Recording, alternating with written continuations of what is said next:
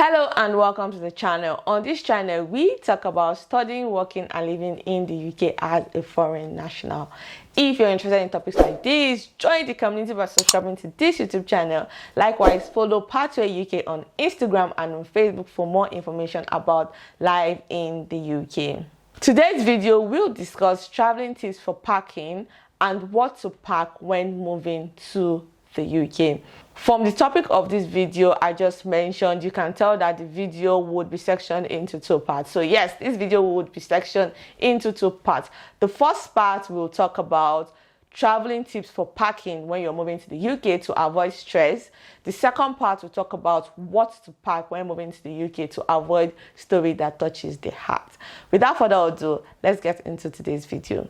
The first tip is to weigh your bags with hand scale before going to the airport to catch your flight.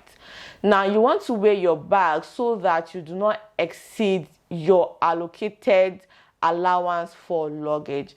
When you book your flight ticket, most airlines would always allocate your baggage allowance to you. For instance, if you're flying with British Airways would allow you one hand luggage, one backpack, and will allow you two luggages, and those two luggages must not weigh above 23 kg. Now, you do not want to exceed the 23 kg allocated to you, because if you do, you might have to pay for excess luggage or overweight luggage, and this will cost you extra money you might not be willing to spend. Likewise, you want to weigh your bag to know that you do not exceed the luggage allowance given to you by the airline, because you don't want to be at the airport and then you start to rearrange your bags. This can be stressful, especially if you don't have someone with you that you can give the stuff to take back home for you. You might have to throw some things away, or you might have to dash people things, or you just might have to pay for extra luggage if you don't have anyone with you to take things back home. So you want to make sure that you stick to the baggage allowance given to you by your airlines, because rearranging your bags at the airport can be stressful. Still on weighing your bags, now do not make the mistake I made when I was traveling to the UK for the first time. When I was traveling to the UK for the first time, I had just one bag, and that bag was not weighing 23 kg. It was weighing 30 something kg. I thought that since I was allocated 23 kg for two bags, I can as well just have one bag that would not weigh more than 46 kg.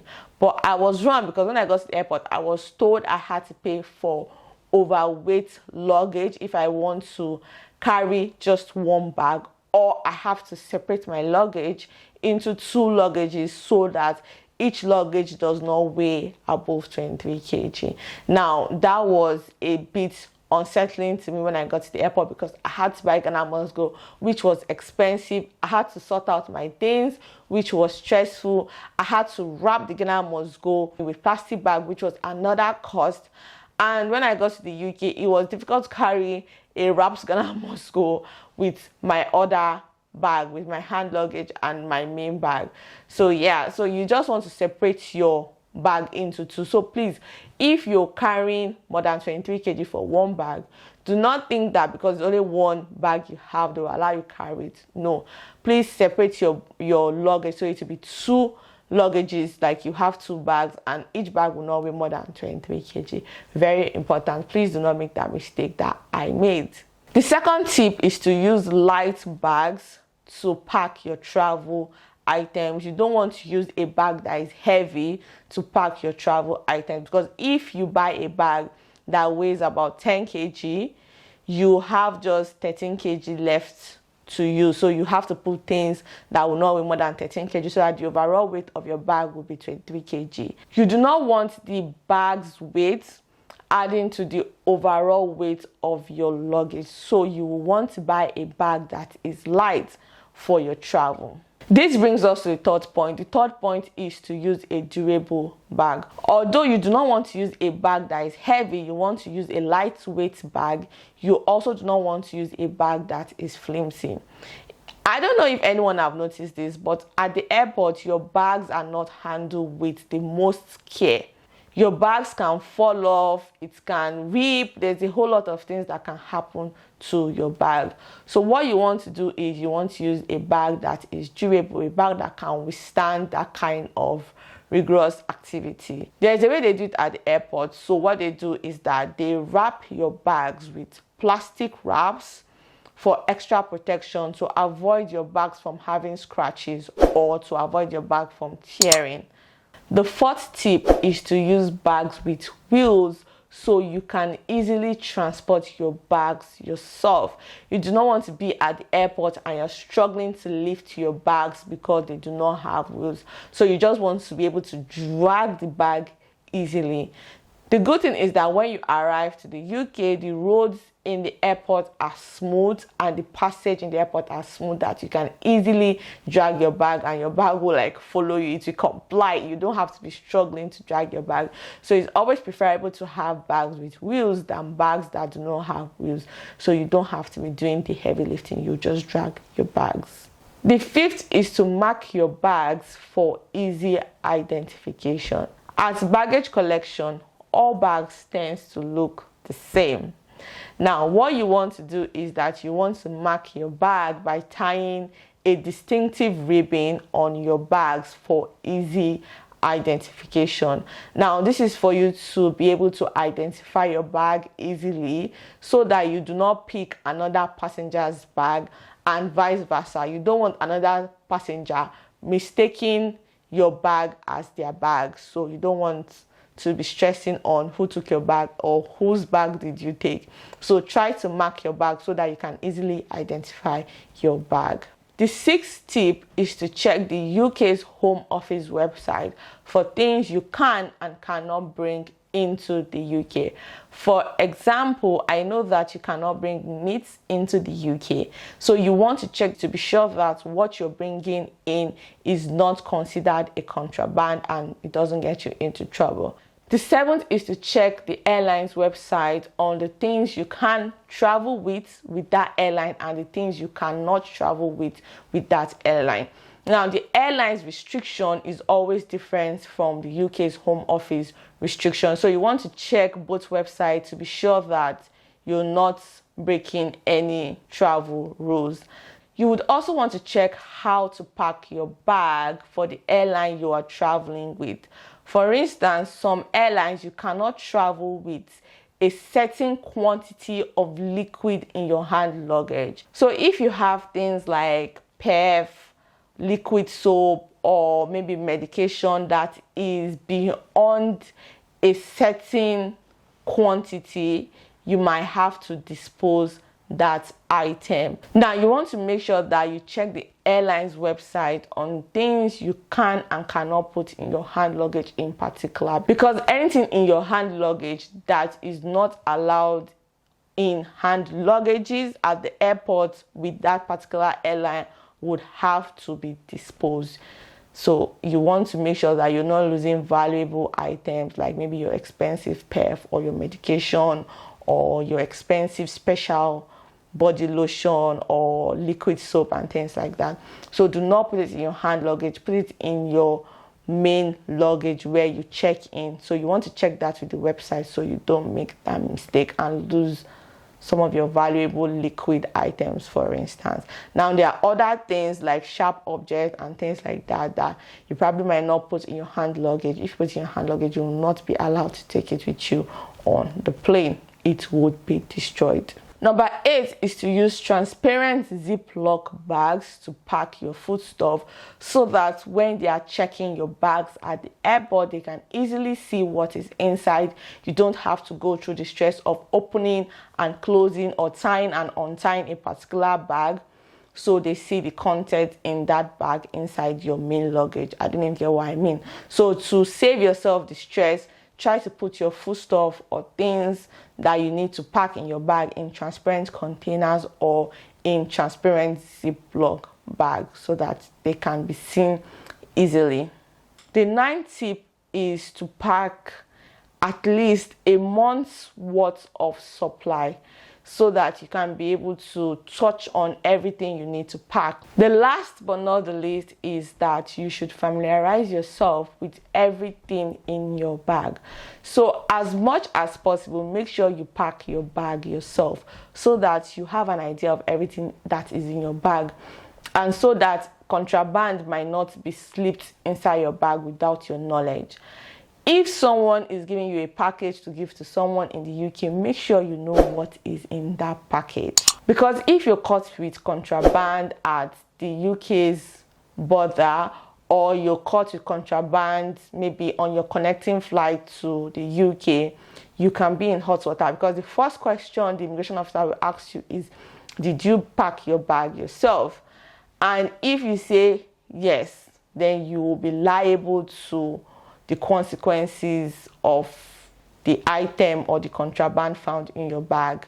You want to make sure that you familiarize yourself with every item in your bag and you don't have any contraband in your bag, because if any contraband is found in your bag, this can cause you great stress at the airport, because they would detain you, they would interrogate you, they might waste your time. It can be a very stressful experience and you don't want that.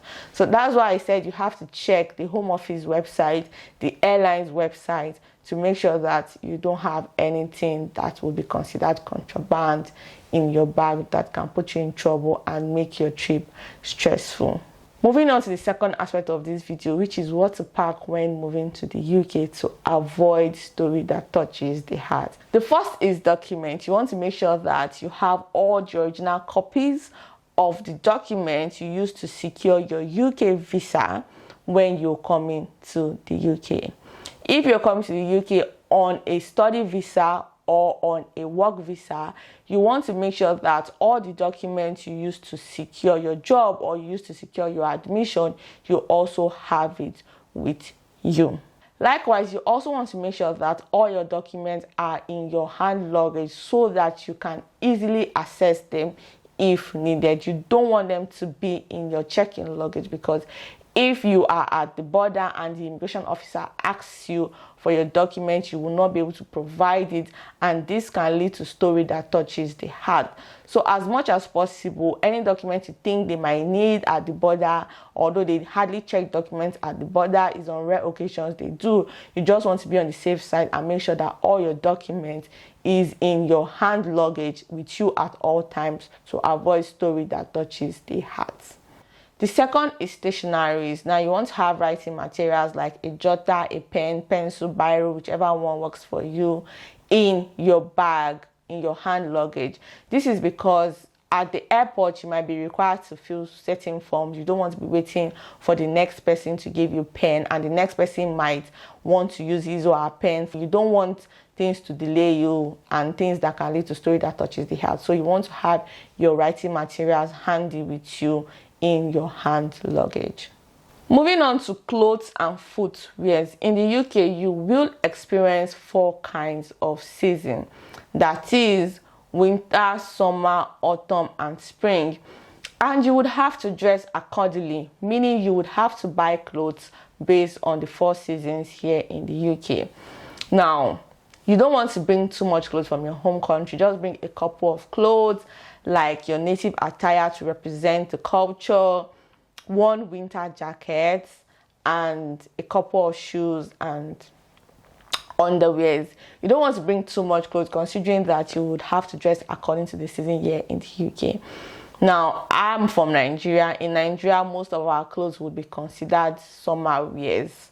Now, you don't want to bring too much of summer wears if you're coming from Nigeria, because you probably might be coming in winter. If you're coming as January intake for studying, you will be coming during winter. If you're coming for September intake, you would also be coming during autumn, and autumn is cold for me. So irrespective of whether you're coming in September or in January, it's going to be cold. So you don't want to bring too much of summer clothes if you're coming from Nigeria, because your clothes are considered summer clothes. If you're coming on a work visa to the UK, you probably want to consider what time of the year you're coming to the UK to know what kind of clothes to bring from your home country.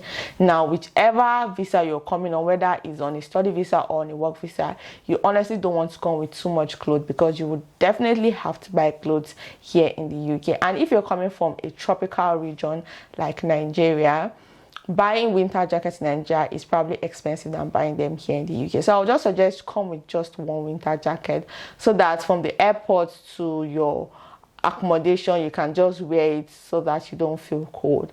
Apart from that, I don't see any reason why you should bring winter jacket, just that you don't feel cold from the airport to the house. So at least you have a jacket when you're in the UK before you start to get things or before you start settling in. So that's why I say come with winter jacket so you don't feel cold. But for any other clothing, you just want to come with the bare minimum, really, because you would still have to buy clothes here in the UK, and clothes here in the UK are not as expensive as you might think. The fourth is food and spices. Now, you do not want to carry heavy food stuff like yam. There's yam here in the UK. It probably might just be expensive than what you would expect. Why I say you should not bring heavy food stuff like yam is that you're limited to what you can bring to the UK. Now, when you're traveling with your airline, you're just going to be given 2 luggages, and each luggage must not weigh more than 23 kg. So as much as possible, you want to pack light food, like food that have light weights, because you don't want to pack just like 1 or 2 heavy food stuff and then your bag is already weighing 23 kg. You want to be able to pack as many light food stuff as possible, like maybe crayfish, dry fish, you know, all those things that will be light, and you can put lots of things in your bag than just putting one item that is already weighing 10 kg or 20 kg. That's why I say you should pack light food stuff. For those of you going from the airport to your accommodation, for those of you that probably will not be staying with anyone in the UK, just going straight to your accommodation, you would want to consider bringing processed food like milk, Milo, cornflakes, and Golden Morn. You would also want to consider putting a spoon, a cup, a plate, and 1 water bottle in your bag, so that when you get to your accommodation, you don't need to be stressing on what to cook or how to cook, because there probably will be no cooking utensils in the accommodation. So you have your cup to maybe just make cornflakes or Golden Morn, so you can have something to eat while you settle into the UK by getting your pots and other cooking stuff that you need to prepare your meals, so that you will not be hungry before you settle in the UK. Because when I was coming to the UK the first time, I made the mistake of not bringing processed food. I didn't even bring any food. I was blessed enough to have housemates that were thoughtful, so they literally fed me for the first 2 days when I first came to the UK. Now, you might not be lucky to have people that are nice, or you might even just be on your own in your apartment. So it might be like a 1-bed or a studio apartment where you're alone in your house. So you need something to munch on so you don't go hungry. For those of you who will be staying with a friend or a family member that you're not going straight to your accommodation, you probably might not need to bring processed food, because your host would probably host you, you're a guest, so they'll make food for you and you don't need processed food.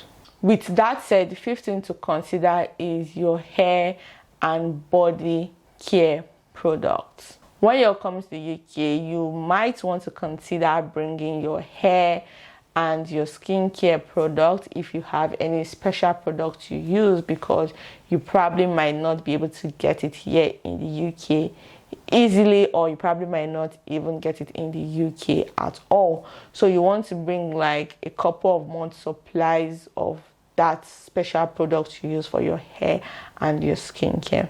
If you're a female, I would suggest you consider bringing wigs and hair extension, because you're coming to the UK, you're new, this is your first time in the UK, you probably don't know where to make your hair or how hair making is done in the UK. You probably might not have the budget to even make your hair for a couple of months in the UK, because you have other things to sort.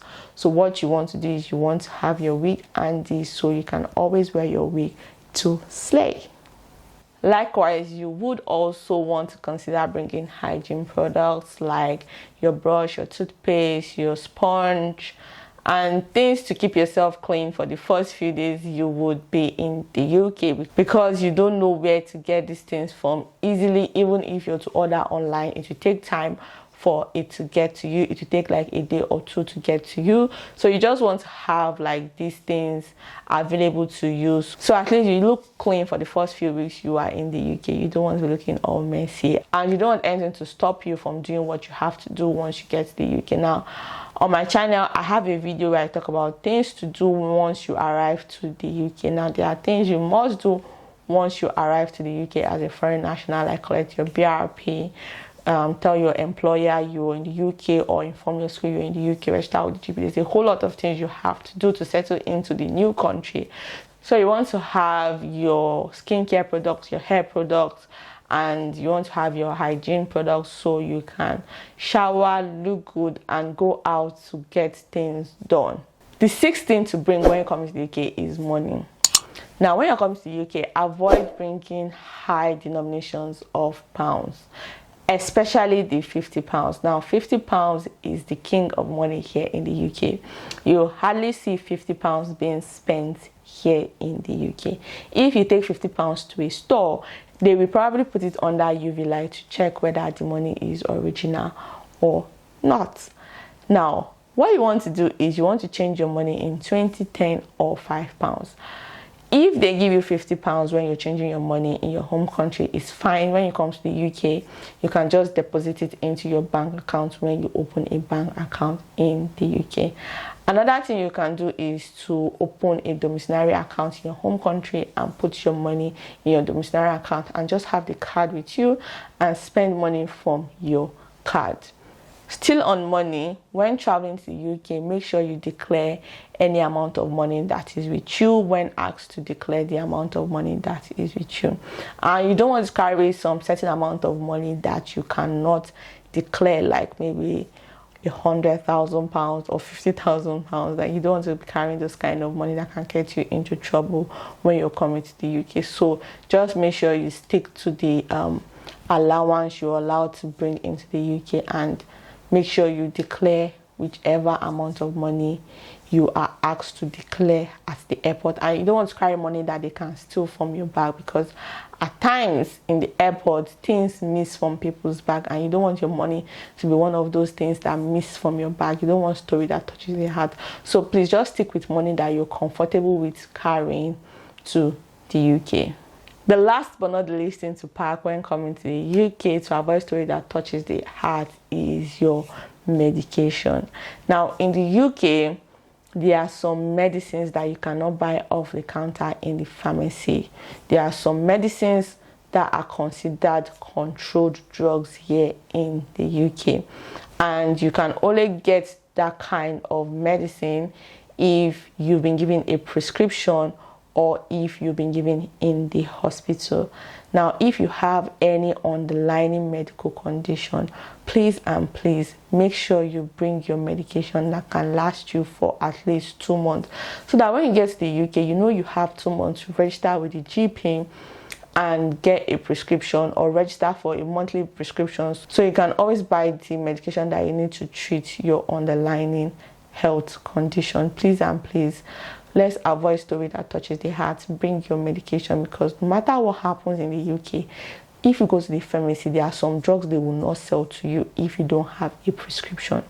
Now, the only way you can get this drug is if a doctor has written a prescription for you here in the UK, or if you go to the emergencies. And there are some things that in the UK are not really considered emergency like that if you go to emergency, you can spend like 6 hours waiting on a queue to be seen by a doctor, and when they see you and they find there's no emergency, they will kind of feel like you wasted their time, and you don't want to be put in those awkward situations. So please bring your medications. So with this, we've come to the end of today's video. Do not forget to share this video with someone you think will find it helpful. Bye for now, and thanks for watching.